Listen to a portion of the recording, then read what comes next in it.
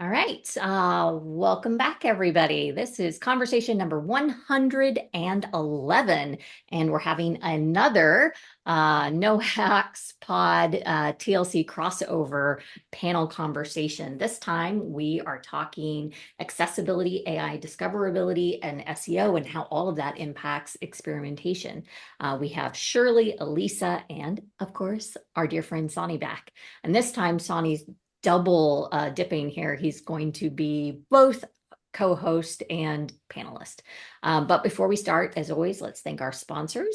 We're going to start with Conductrix. They've been with us from the very beginning. Thank you, Matt, Nate, Ezekiel, Ashley, and Dominica, and the entire team at Conductrix so much for sponsoring the TLC. And we'd also like to thank our TLC newsletters sponsors. They provide wonderful thought leadership, which helps everything, rising waters lift all boats.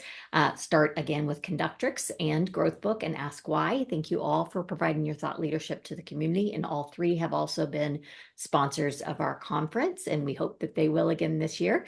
We really appreciate everything that you do for the community. Thank you to Convert for sponsoring the Conversations channel on the TLC Slack. If you haven't been over there, I highly, highly encourage it. It's a great way to ask and answer questions and get to know the rest of the TLC community. And who knows, you might even win a prize just for answering some questions, which is really great. And last, but far from least, thank you, Blazing Growth, for sponsoring the TLC Slack. All right, let's talk a little bit about your panel. Today, we have Shirley. Shirley's work spans accessibility, experimentation, UX, information architecture, and she has been championing, so easy for me to say, semantic machine readable experiences long before AI made it fashionable.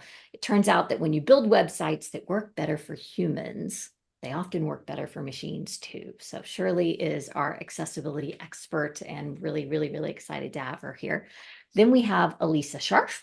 Alisa is the Chief AI Officer, newly named, congratulations, Alisa, at Seer Interactive. And while many of us are still trying to figure out what AI search means for our organizations, she spends her days helping clients navigate exactly that challenge, from AI discoverability and brand visibility to understand how content gets surfaced in AI-generated answers, and most importantly, trust.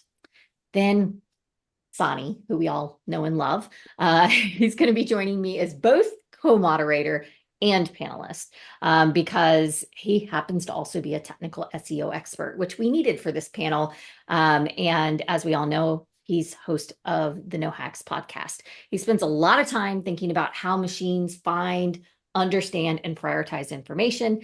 And he also considers himself and me a professional question asker. So this is really fortunate, because that's what we need today and we will be doing today. And of course, he has to answer them too. So like I said, he's got to do double the work.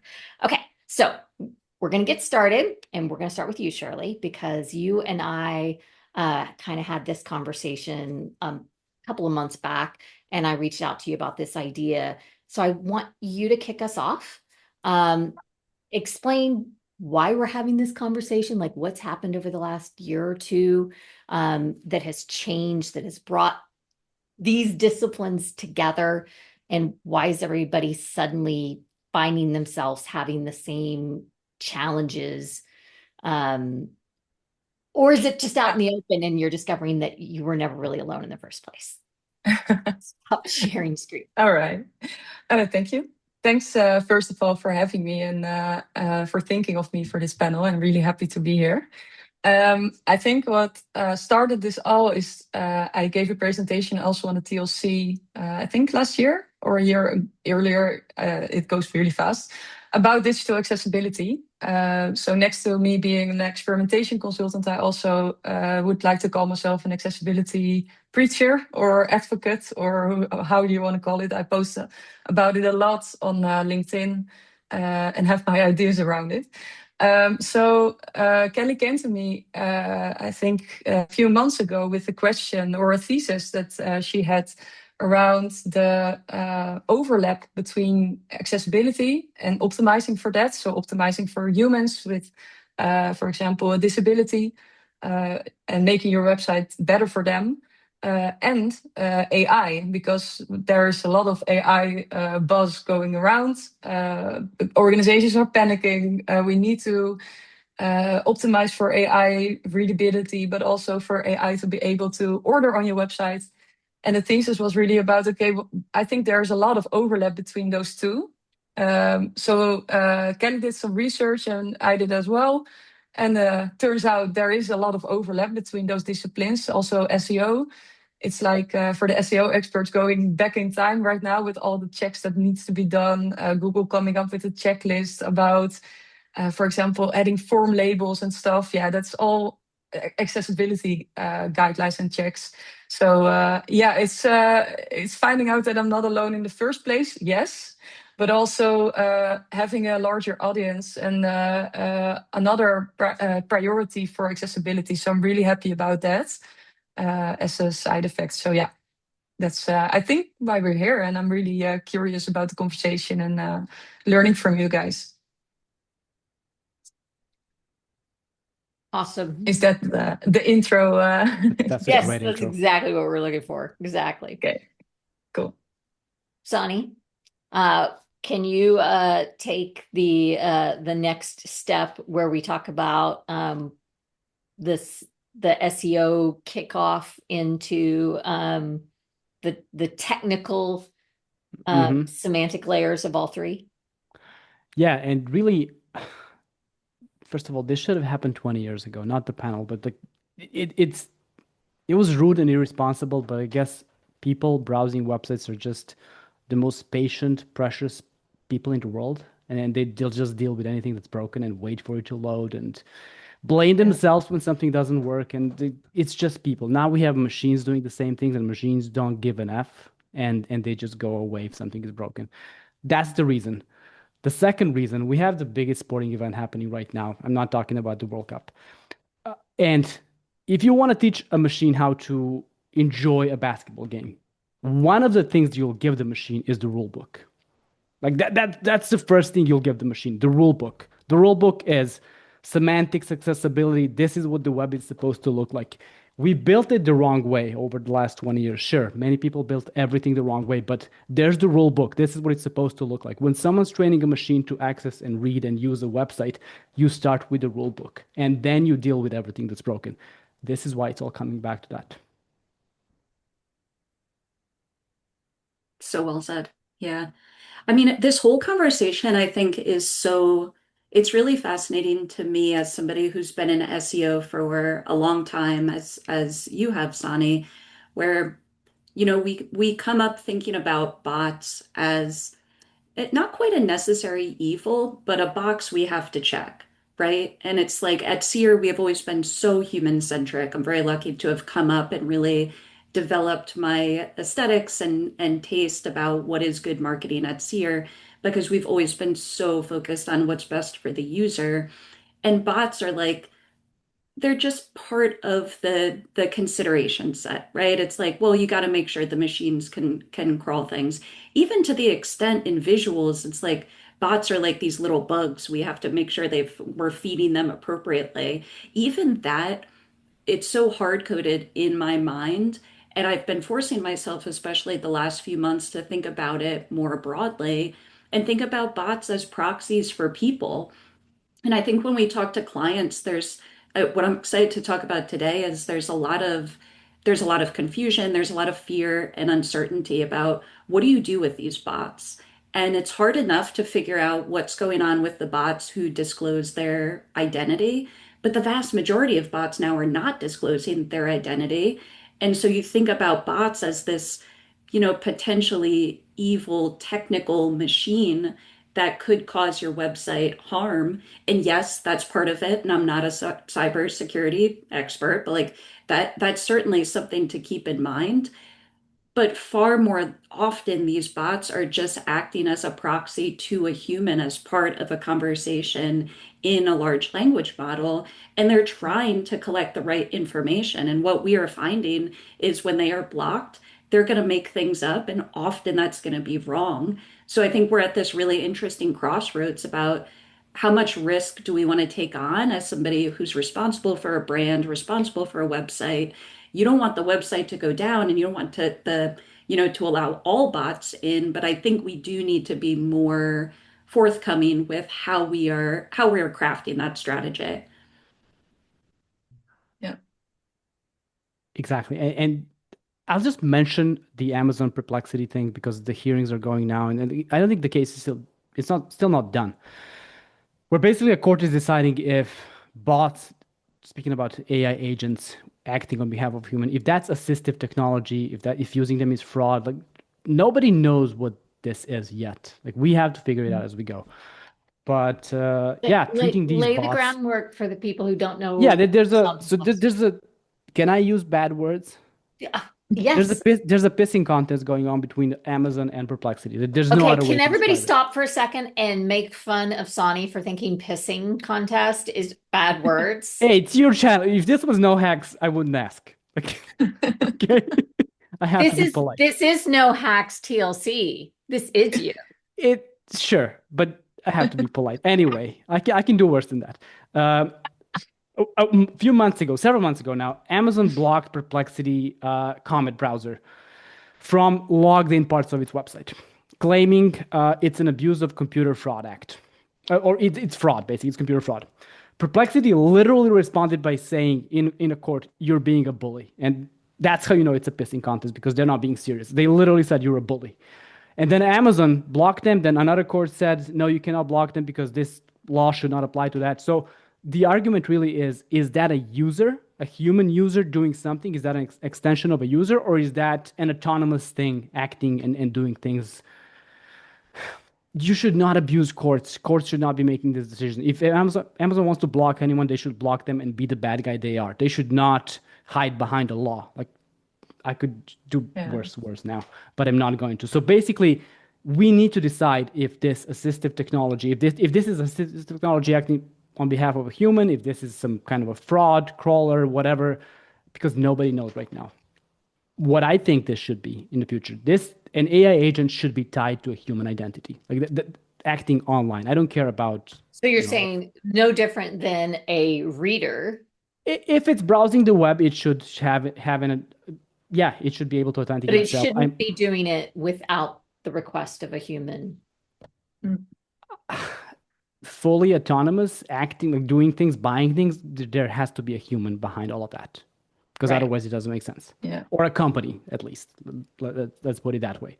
Crawlers, spiders, all that stuff, that's different. That's acting, that's doing something else. But I'm talking about where accessibility matters. That's what these agents are trying to do things and not just read the website. Yep. So my take on that is that we should treat these as extensions of humans.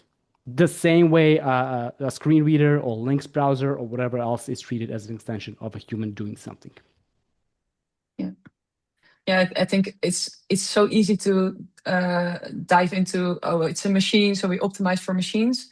There's always a human behind it, as you say, and it's just the fundament of your whole website or organization is accessibility. If it's not accessible to users with a screen reader, also AI cannot read it, cannot order stuff.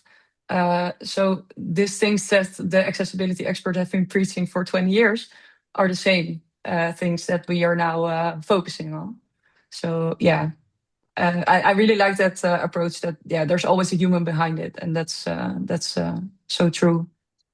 So I want to ask you a question, Shirley, and I guess this isn't just for Shirley, because I think this fits to all three of you, but I want to start with Shirley because I want to play the devil's advocate here, literally, because I had this conversation with my junior web dev, my 20-year-old web dev son, who's building websites for small businesses that know nothing about our industry. And they're asking him and his company, his little small company, to build things that we all would say are bad practices, like carousels. And I sent him, should I have a carousel.com? But anyway, my point is, if it is, to your point, if a screen reader can't read it, it's bad practice for both end user and AI. We can all agree on that. But what he was asking, my son was asking, isn't there a second layer user, somebody without accessibility issues, somebody who's not using AI search? Now, I want you to all think for a moment, small businesses, we're talking a hairstylist, right? Or somebody using a bank website, like they're not finding this bank using AI search. I mean, actually, we know a lot of people who find banks using AI search. I read the article on Seer Interactive, but that's not the point. We can all think of situations where the standard user wants a really smooth, clean usability, and they don't have accessibility issues or whatever.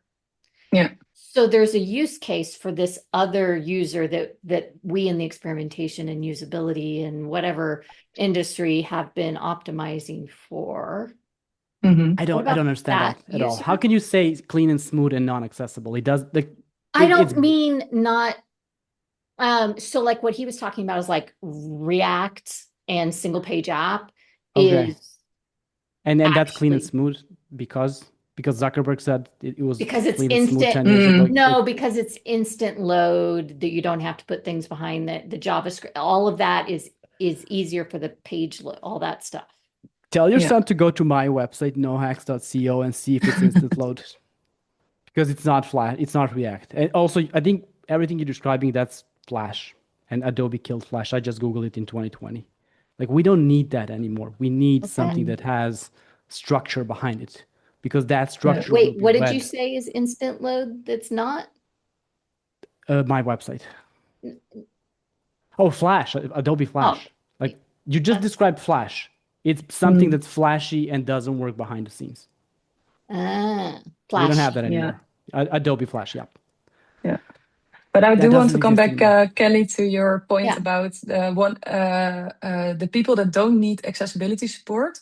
I think that's also a tricky one to assume, because we know that 1 in every 4 people needs accessibility support in some kind of form. So it could be you have a disability and you have a screen reader, but that's just a small percentage of users, for example, looking at your website in bright sunlight, or don't have their hands free because they have a baby in their arm or something like that.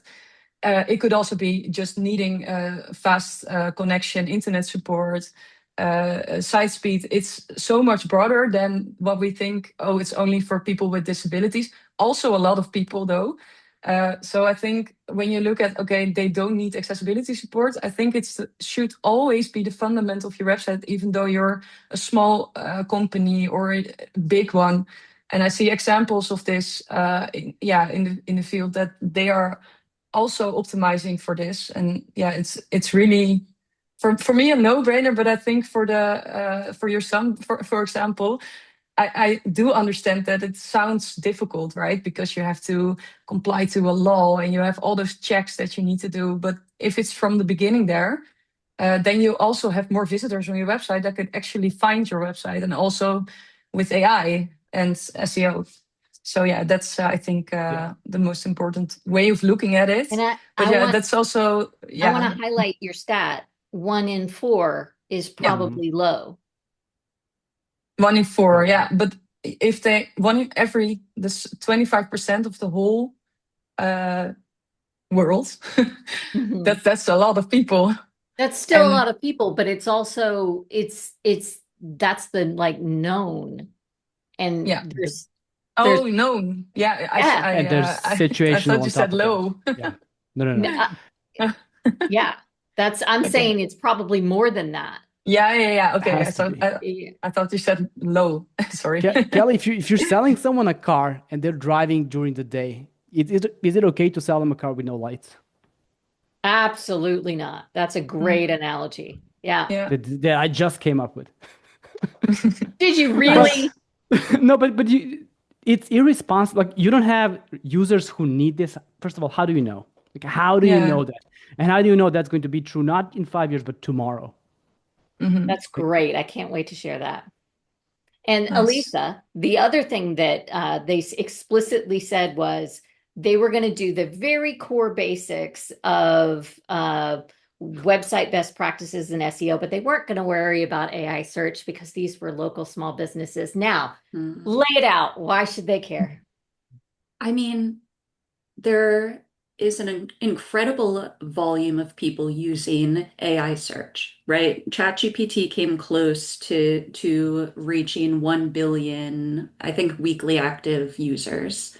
So first of all, and you hear it if you're somebody who's out in the community and you're paying attention, you hear it in places you would not expect. I go to get my hair done and I hear people talking behind me about, okay, let me chat GPT that or let me chat that.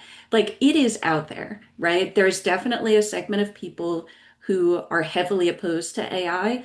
Generally, especially in America, people are not trusting of AI and there's political concerns there, climate change, the data centers of it all. That can be true. And I'm personally worried about the environmental impact. And it is a core part of my day to day. And even people who say, Kevin Indig has really good data on this. He does the growth memo newsletter, fantastic stuff. He's done some user research studies and found even when people say they do not trust AI, they go through the workflow of going through Google's AI mode. And if it gives you three brands, those three brands become the consideration set.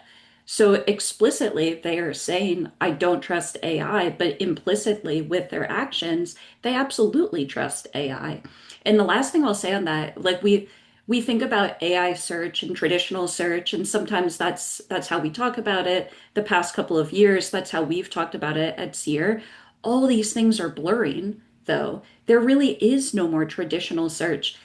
In the fringes, maybe like DuckDuckGo, if you are so uh, proactive and intentional about avoiding this kind of technology, it is possible, but that is not the vast majority of your audience. So many people have changed nothing about how they search. They still go to Google. They're exposed to AI overviews. They accidentally fall into the AI mode workflow, and all of a sudden they're using AI. They didn't seek it out, but they've been trained to use Google, and that's evolving over time. Yeah. Well said. Yeah. Very well said. Thank you. So we agree that there's one way to do things right, and it's good for everyone and everything. If we have web semantics and accessibility standards, like we can't say, I'm gonna do it my way. No, there's standards for a reason. Like that's how you do it. That's why I like technical SEO. It's black or white. Like there's no, I don't really feel like doing it. No.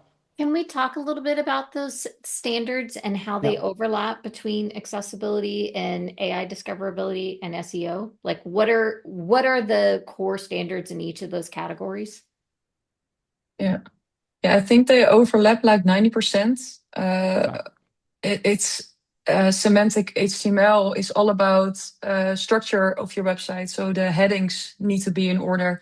Actually, there was a research done that's called the Web 8 Million that looked at the top 1 million homepages worldwide for accessibility errors. It's not that good because it got worse compared to last year. So I was really hoping that with the new law being in effect, the European Accessibility Act, that it would become better. But websites are becoming more complex, and therefore also there are more and more errors. And that is mostly due to things like heading structure not being correct or not using headings at all, form labels missing, alternative text missing. So all the things that AI needs to read your website, to scan your website, but also to do stuff on your website are the same things as the accessibility guidelines. And yeah, websites are so lacking that right now. So that's not that good of news, unfortunately. Let me play the true ignorant person here and ask the experts. Every time I land on like a Seer or a NoHacks and blog post, and in front it has the little pop up asking me if I want to subscribe. Mm. Does that get in the way of AI search? Does that bother an accessibility reader, Shirley? Like, are those Yeah, things getting in the way? I yeah, don't have that on my most of the website.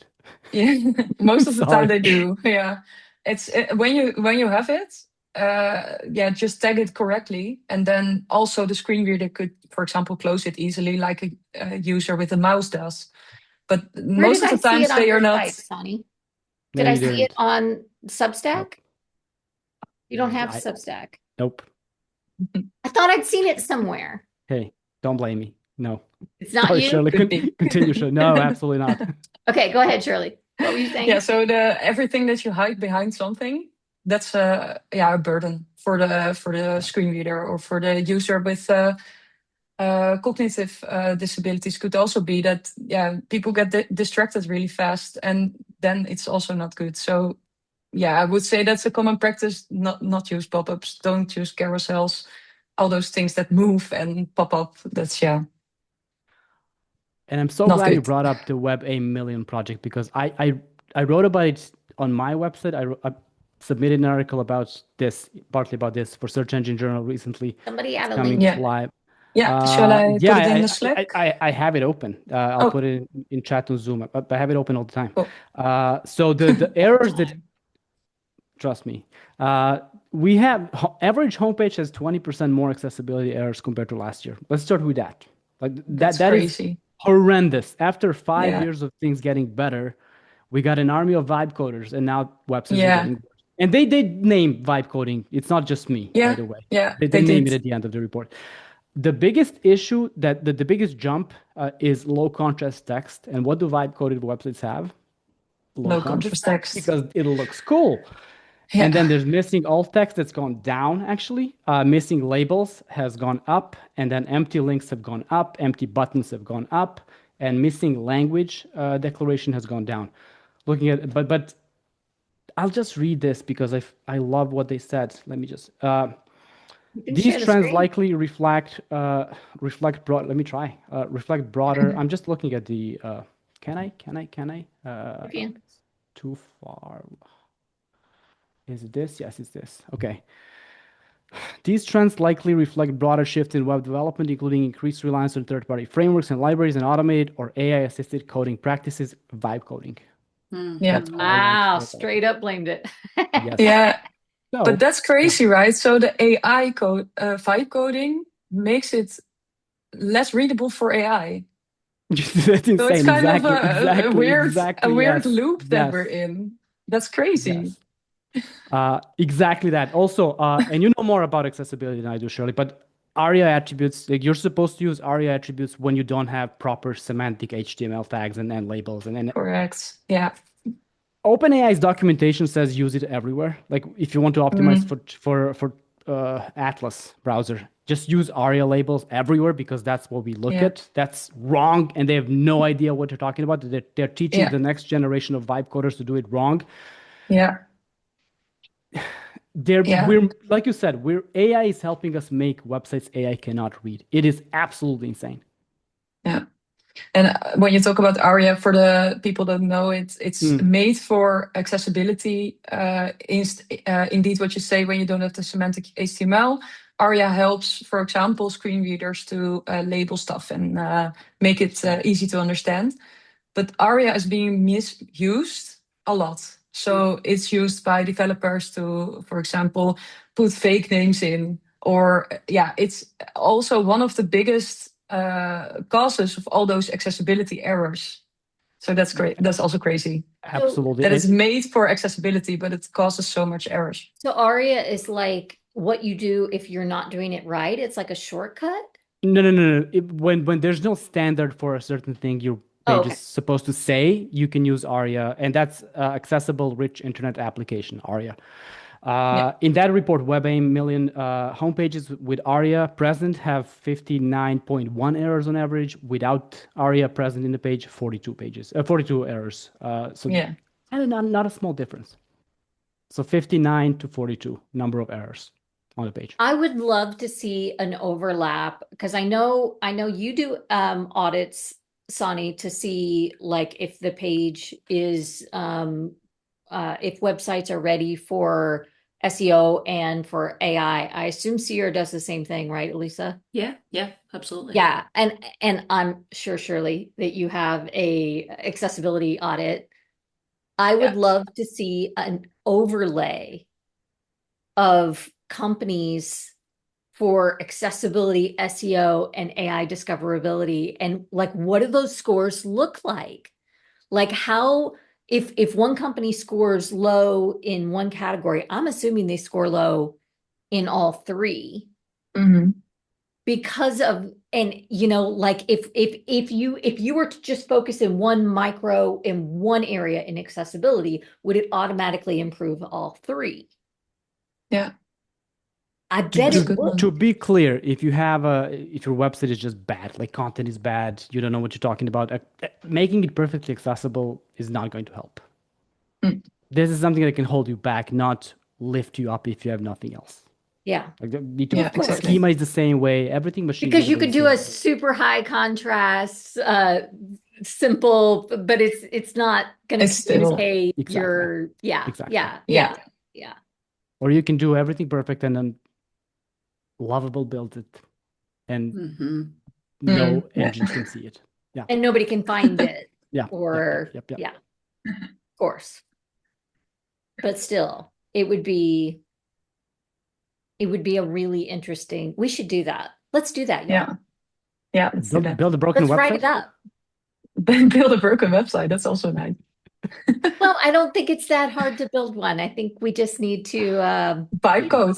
There are tools for that. There are tools yeah, but literally for the that. vibe coding. No, I'm suggesting they exist, and we just need to you know run an audit on a Yep. site and be like, oh, found one, and then hey, folks watching, if you would like a audit, Yeah. we would like a case study because this would be fun.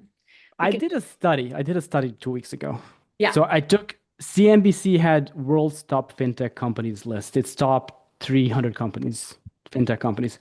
And I did like I used curl to get homepage of each one. I used Puppeteer or Playwright to get the homepage of each one and waited only 5 seconds and then let it load in full to see what the differences are.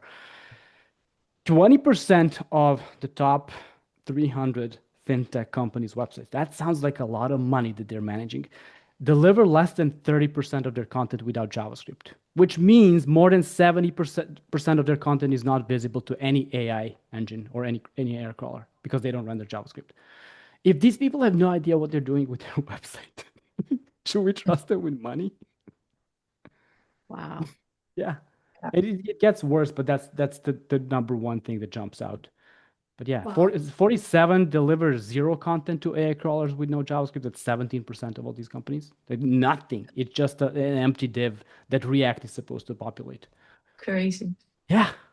All right, let's consider the audience for a second. I Oh, want to absolutely. start with you, Alisa. Can you talk for a minute about how you all are experimenting, the types of tests that you're running, Yeah, related to uh, making brands visible in AI search? yeah, Um, yeah, absolutely.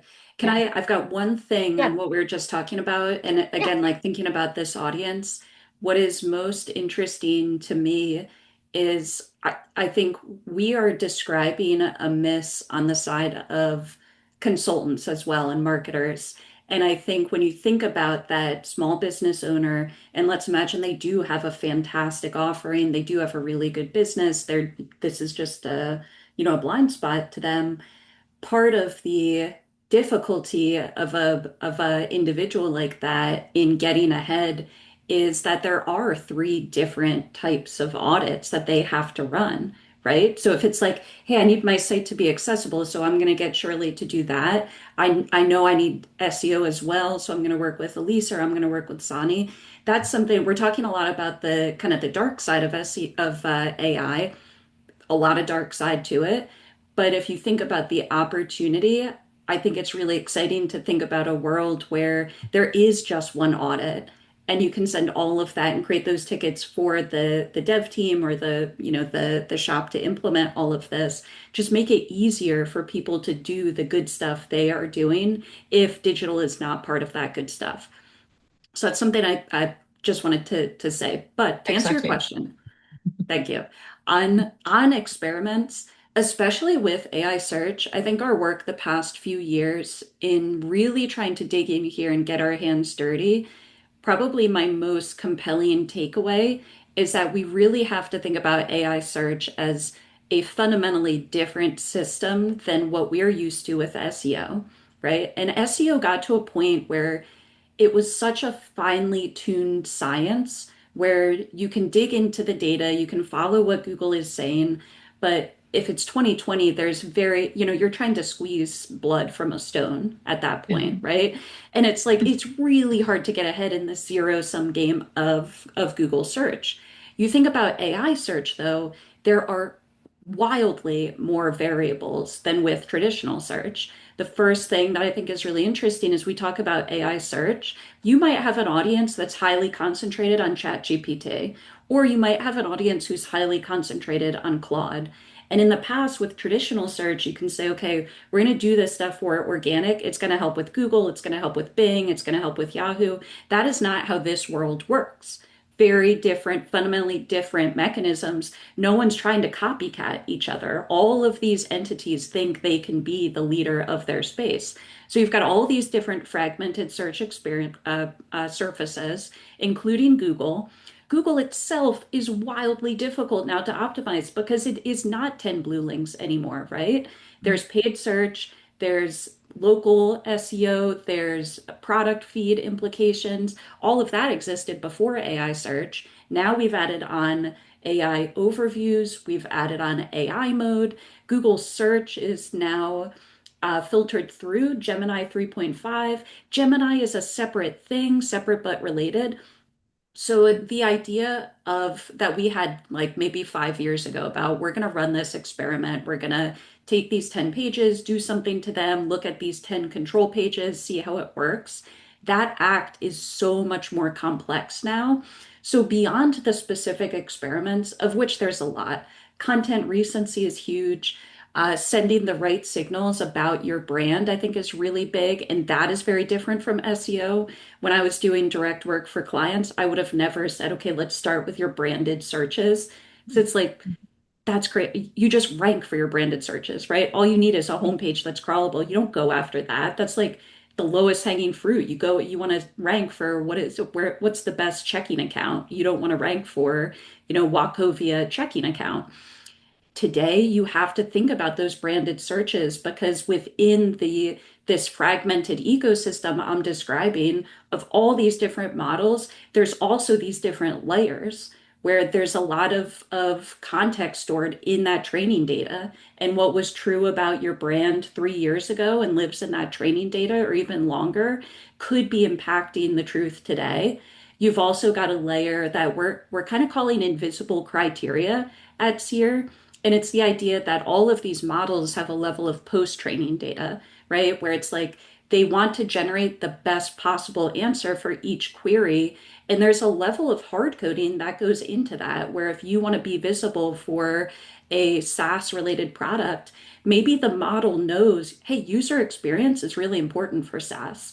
So if your product, whether it has a good user experience or not, if there's no verifiable evidence of that, it's not mentioned in reviews, you don't talk about it on your website, maybe you're disqualified or that counts against you.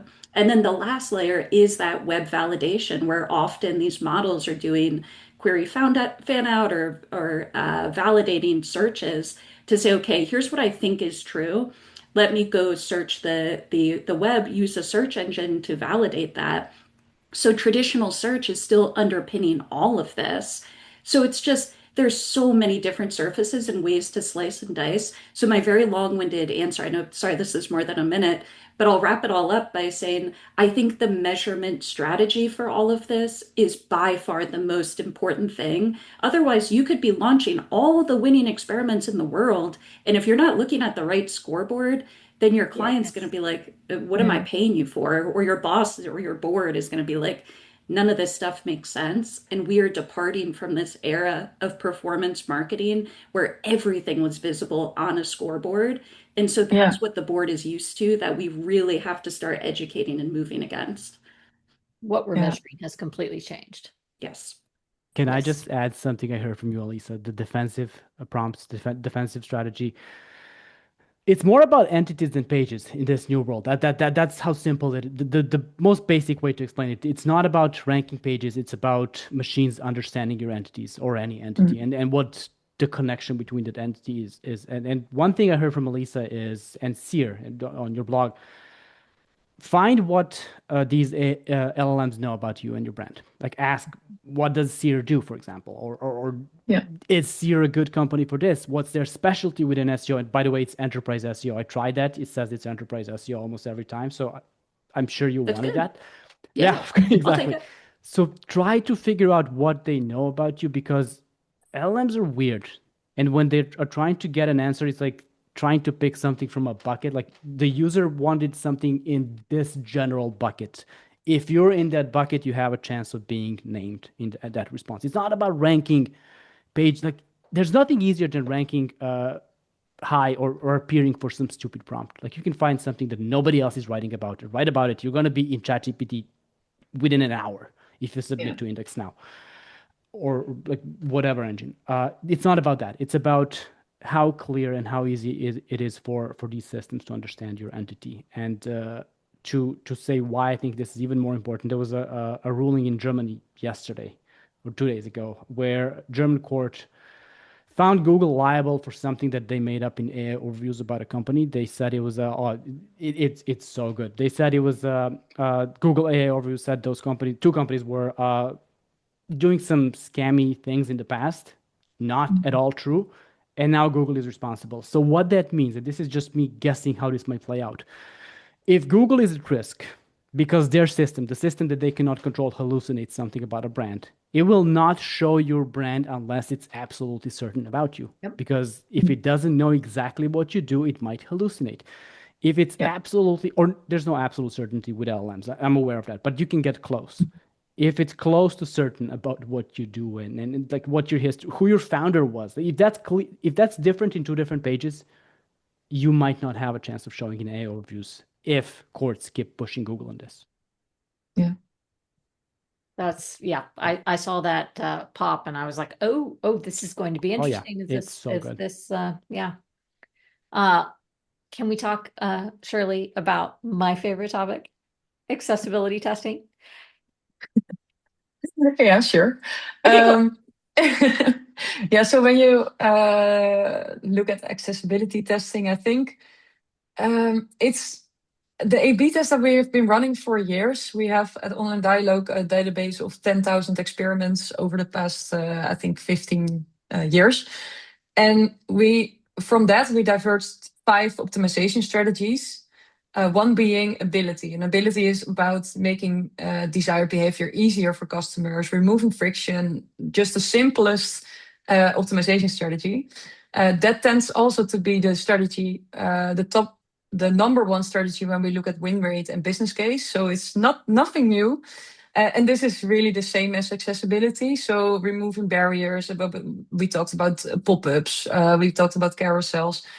It's not that new and exciting to me, accessibility testing, because it's all about removing friction and ability. We are testing some things for clients for accessibility, almost every time winners. I think I don't have A/B test business cases with me, and I did that on purpose because I think it's more important to talk about how success stories that I see with my clients about how they embed accessibility in their way of working. And then they do some testing, of course. But I think it's needing to be in the process and the way of working first. So one of my clients is Beter Bet. That is a betting company in the Netherlands. And what they are really good at and doing is that they embedded it in their QA process. They are 100% compliant to the European Accessibility Act. It's not even a question for them if they should do this or what's the business case or a compliance check. It's just embedded in their processes. So I really love that. That's my client, of course. And at the other hand, I have Vattenfall. Vattenfall is a huge energy provider, also in the Netherlands, but they also are operating in other countries. And this is a really big company. So there it's a bit more difficult to get it in every process, right? So every team needs to be having it. And they are really starting with awareness. So last month, we had an accessibility awareness day there. I really love that because even for such a big company, they really want to have it in their identity to focus on humans first. We had some presentations from people with disabilities. We could experience ourselves how to operate an app or website with a disability. That was really fun. And also there were some usability tests being taken live, and we could watch that from actual Vattenfall clients who are trying to navigate the website or app with, for example, motoric disability or other things. So that was really nice. And just starting with awareness. So I don't have the numbers or the individual business cases because I don't think that's the story to tell here. And I think the awareness and embedding it in your process is so. That's the business cases that we have. And we are always doing those ability tests. And I think this is becoming even more important because you also talked about it in your blog, Kelly, that the funnel is changing, it's moving. And your website is now just a confirmation page when AI is ordering stuff for you, for example. So then ability becomes even more important. So it's just something that we do all the time. Yeah, absolutely.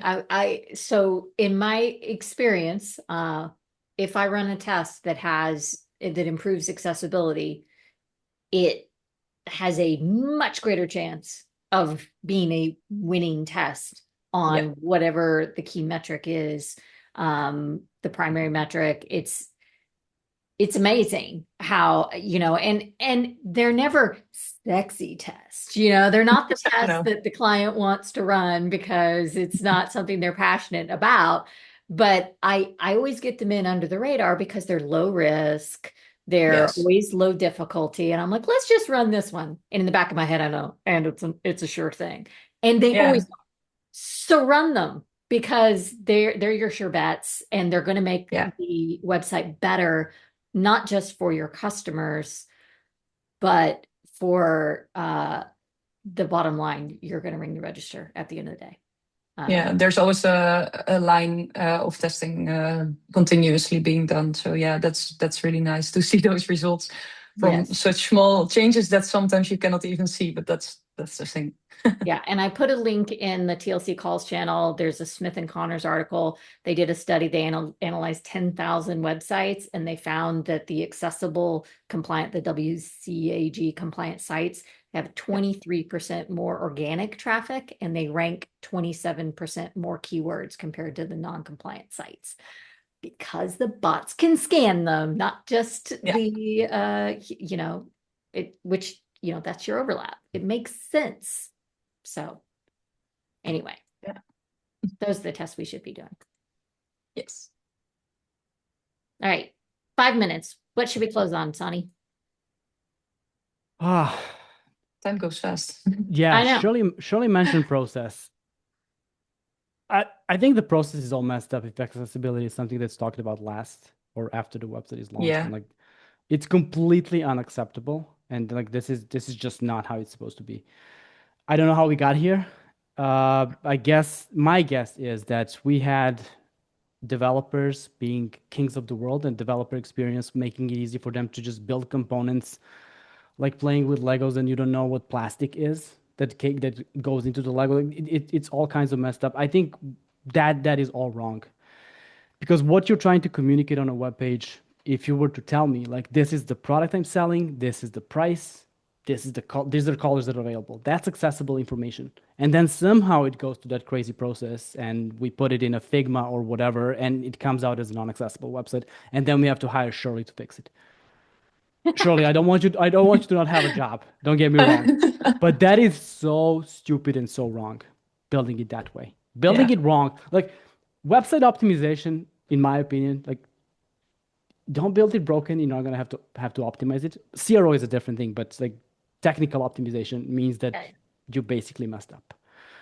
I think that process, uh, one way I like to describe it is if you have a lorem ipsum anywhere in your design process of a website, you fucked up. Like you need to have the Oh, information before you design it. interesting. Yeah, because you Yeah. need to work with the information you're trying to communicate and only then design the visual layer around it, not the other way around. Oh, Again, I love designers. I love designers, but and that it's not their fault.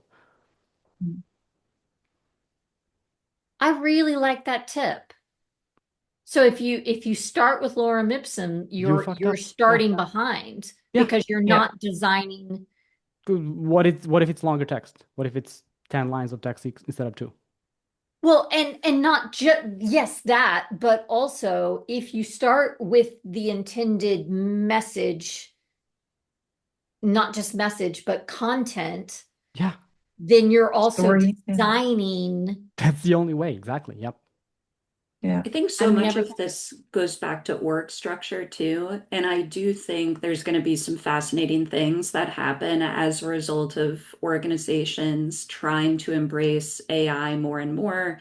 And some of it, I mean, at a certain point, it's like enterprises can move as fast as they can move, and bureaucracy is it's a necessary thing when you're trying to organize thousands of people. But when I think about the use case of lorem ipsum, it's usually because it's like, well, we need to get these five different people to sign off on the design and Yeah. give their approval. And having, there's something I read a while ago that Will and I, every month I send him this little update, and there's four different things on it. One of them is how much are we leaning into directly responsible individuals and killing consensus? And at our level, it's like the more layers, the more friction, the more time things take, the less value you are getting to your users. And I think I really like that framing, Sani. And I think this is another example. Do you need five different directly responsible individuals for the website designer? Can you say, look, this is Sani's job. He understands what the audience needs. He understands what the products represent. You can have cross-functional collaboration and have different teams working together, but still have directly responsible individuals. And just imagine how much of the noise that kills. And then you think Yeah. about all these little broken processes that have been built and we've been trained on for the past 2 decades, where it's like, oh yeah, we no longer need lorem ipsum because we're Yeah, we're just going to get write away the from, content. get rid of Yep. decision by Exactly. committee. I mean, you can write the copy Sure. outside of the design and get that approved, Yeah. not lorem ipsum copy. Get and then send that to your Yeah. designer. Now the designer has the actual copy that they use to design the website. Exactly. That Doesn't it make more sense? so much more sense. Yeah. Yeah. Yeah. Ah, okay, everybody. Sani just made like the biggest light bulb moment. All right, It's a, let's ask the really quick lightning round, and this is going to be a quick. What, based on our conversations today, obviously related to today, what do you desperately hope people change their mind about? that they stop using or treating accessibility as a compliance check, that they embed it in their processes, for example, accessibility error rate per release, and don't, as your definition of done. So just not as a side project, but as a embedded strategy in everything. Love it. Alisa? I would say I've two if I can speak to them. First of all, more content is not the answer. I think just because it is possible doesn't mean that is the way to go. And a lot of brands who are pushing programmatic SEO, there are smart ways to do it. A lot of people are not doing it in a smart way, threatening their overall organic visibility, and that is going to bite you. Google is not going away in our lifetime. Your Google visibility is always going to matter in some way, shape, or form, I believe. The other thing that I'm really hot on this week is bot strategy. And as a marketer, I think you are on the outside looking in, working with your IT team to set your bot configuration strategy. I think that has to flip. I think marketers have to lead the way and collaborate and work closely with folks who are mindful of the security implications, of the IT implications, because very quickly we are going to be at a point where these models cannot get the right grounding on what your brand represents, what your products and your services are. And if you leave it to IT, you're always going to be, well, let's be safe, safe versus sorry. You're going to be sorry too, in my opinion. Sani, you get to Yeah, close this out. so I hope people stop being seduced by output, work-shaped output to be like more precise. I think it's so easy to seem like you're doing a good job at anything. Maybe you know what you're doing before you try to do it, if it has potential consequences. Not if you want to fuck around and find out, go by all means, go ahead and do it. But it's so like, I mean, we talked about vibe coded websites. It's not just websites. Like, how many emails do you get per day that are just clearly slop that you just, I mean, that you want to report spam immediately? You don't have to do everything. Just do the things you're good at. And yeah, Nixon 5. Yes, absolutely, Nixon 5. Kelly just wrote it in yes. Hey, Matt, Shiva told me you were a fan. So that's it. Don't be seduced by a work-shaped output. Sonny, I was really hoping that you would say lorem ipsum, but No, that's in the past. That's in the past. Oh, missed opportunity. Wow. But I think it's really, it's not a good thing that so many people are seduced by thinking they're productive. Yep. And I will say I hope everybody has a amazing weekend. Enjoy the next game, and for those who partake, and last but not least, Alisa's right.